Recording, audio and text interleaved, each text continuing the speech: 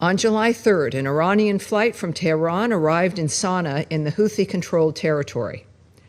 The purpose of this flight was to ferry IRGC personnel, including drone and missile experts, in support of Houthi terrorism, under the guise of transporting Houthi officials to the late Supreme Leader's funeral. If Iran shoots its ships, we will immediately respond with force. U.S. military operations are a response to these threats in self-defense and defense of others.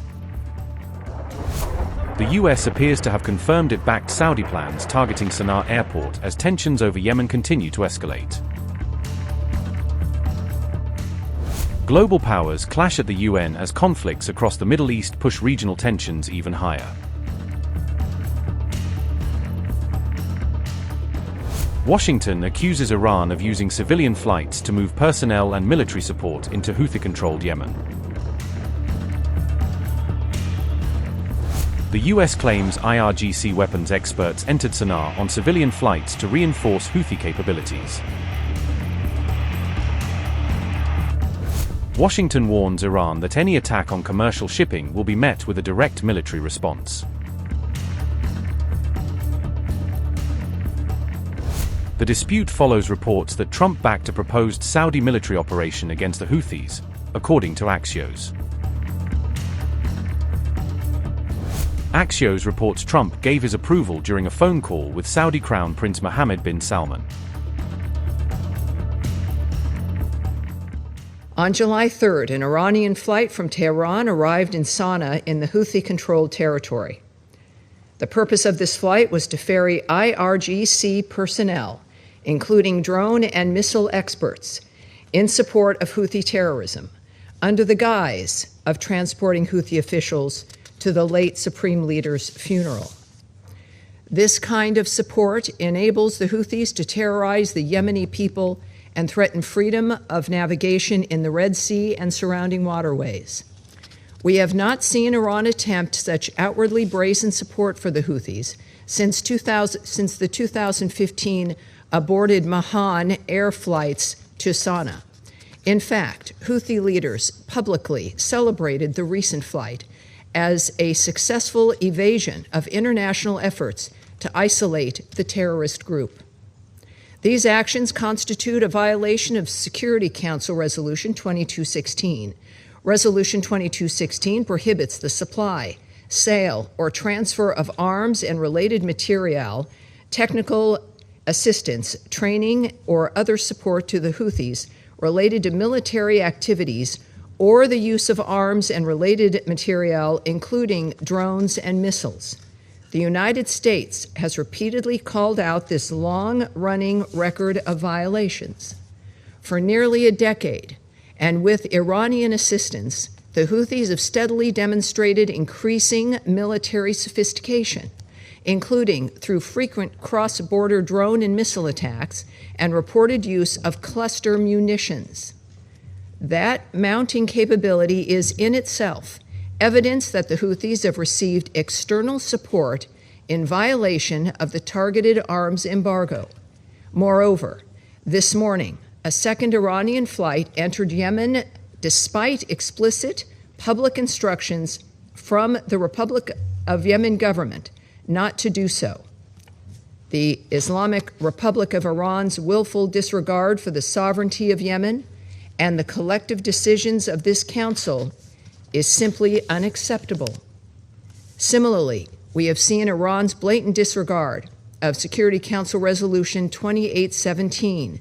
With 136 co-sponsors, this resolution represents a unified international demand that Iran cease its attacks.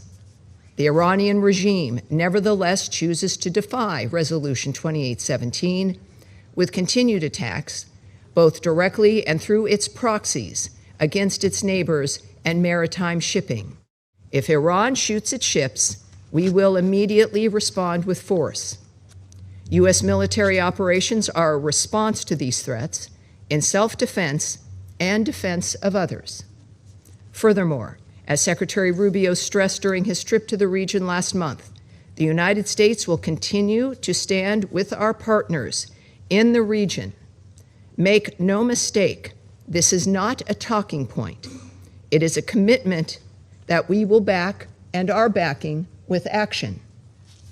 The United States stands with our partners in the Gulf, and we stand with the Republic of Yemen government against the Iranian-supported Houthi terrorist threat.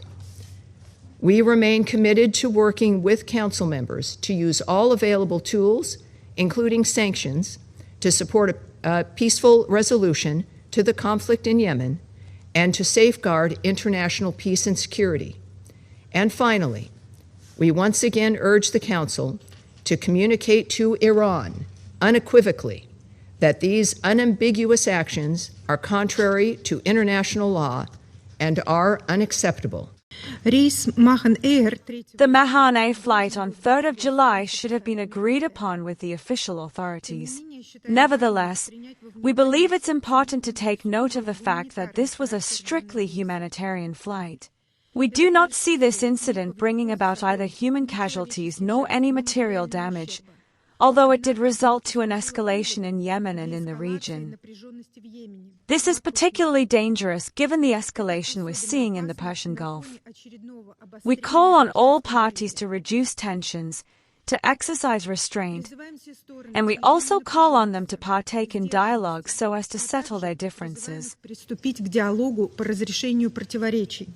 The Islamic Republic of Iran operated a direct flight by Mahan Air to Sanaa's airport, which is under the forcible control of the Houthi terrorist militias. This cannot be viewed as a humanitarian measure as propagated by the militias. Rather, it represents a grave violation of the sovereignty of the Republic of Yemen, a direct defiance to relevant Security Council resolutions, and particularly to the sanctions measures imposed on the militias. This flight cannot be regarded as an ordinary civilian flight because it was conducted without prior permission from or coordination with the competent authorities of the Republic of Yemen. This is inconsistent with the rules governing the operation of international flights to the territory of a sovereign state. Documented information available to the Yemeni government indicates that the flight was not purely civilian in nature.